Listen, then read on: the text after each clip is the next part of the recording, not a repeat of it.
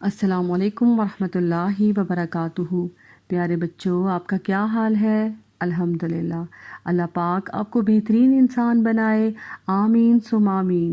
پیارے بچوں، آج ہم حضرت یونس علیہ السلام کے بارے میں جانیں گے انشاءاللہ۔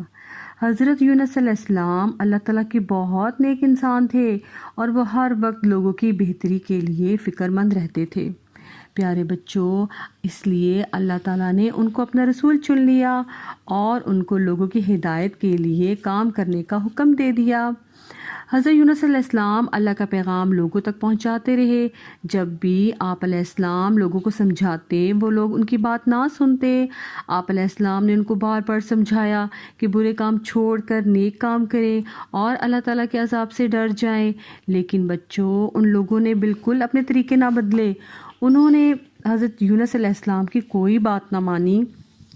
آپ علیہ السلام نا امید ہو کر ان لوگوں کے لیے عذاب کی بدعا کر کے سمندر کی طرف چل پڑے۔ وہاں ایک کشتی سفر کے لیے تیار کھڑی تھی۔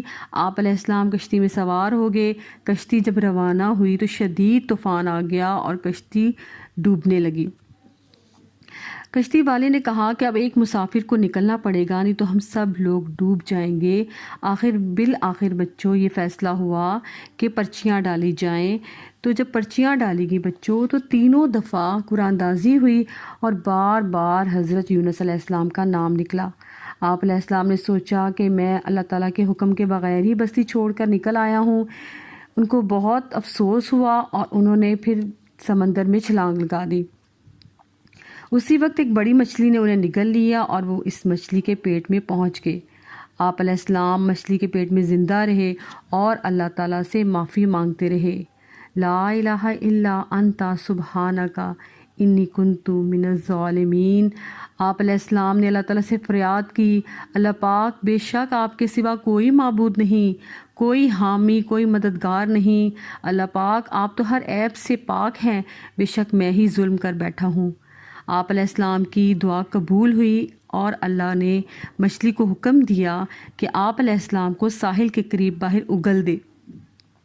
پیارے بچوں، یہ ایک ویران ساحل تھا اور آپ علیہ السلام نہایت کمزور اور لاغر ہو چکے تھے۔ اللہ پاک کے حکم سے ایک پھلدار پیڑ سے ان کو غذا اور سایہ مل گیا۔ آہستہ آہستہ ان کے جسم میں طاقت آنے لگی۔ اللہ تعالیٰ نے انہیں واپس بستی جانے کا حکم دیا۔ جب آپ اس بستی میں دوبارہ گئے تو آپ کی پر اثر تعلیمات کی وجہ سے اللہ تعالیٰ پر ایمان لا چکے تھے لوگ کافی سارے، جس پر آپ علیہ السلام نے اللہ تعالیٰ کا بہت شکر ادا کیا اور انہیں اللہ کے دین کی تعلیم دینے لگے۔ جزاک اللہ خیر۔ السلام علیکم ورحمۃ اللہ وبرکاتہ۔